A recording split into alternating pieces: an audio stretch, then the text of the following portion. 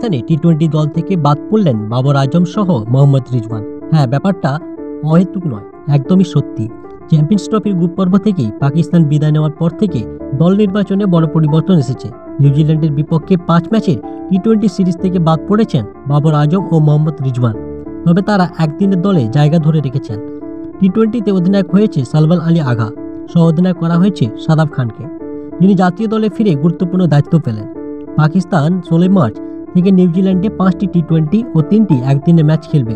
তবে আইপিএলে ব্যস্ত থাকার কারণে অনেক শীর্ষস্থানীয় খেলোয়াড়কে পাবে না নিউজিল্যান্ড। পাকিস্তানের দলে পরিবর্তন এসেছে। চ্যাম্পিয়ন্স ট্রফি দলে থাকা সত্ত্বেও বাদ পড়েছেন সাউথ শাকিল ও কামরান গুলাম।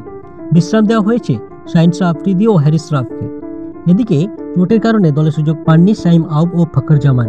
চ্যাম্পিয়ন্স ট্রফির প্রথম ম্যাচেই গোড়ালি চোটের কারণে পড়েছিলেন ফখর জামান, যা এখনও সারেনি। অন্যদিকে শাহিম আউবও চোট কাটিয়ে উঠতে পারেনি। রিজওয়ান টি-20 দল থেকে বাদ পড়লেও একদিনের দলে অধিনায়কত্ব ধরে রেখেছেন। চ্যাম্পিয়ন্স ট্রফিতে ব্যর্থতা সত্ত্বেও তাকে এই ফরম্যাটে নেতৃত্বের দায়িত্ব দেওয়া হয়েছে। দল থেকে বাদ পড়ার পর বাবর আজম ও রিজওয়ান কিভাবে প্রতিক্রিয়া জানান তা নিয়েও ক্রিকেট মহলে আলোচনা চলছে। পাকিস্তানের টি-20 দলে এই পরিবর্তন নতুন দিক নির্দেশ করতে পারে বলে অনেকে মনে করেন।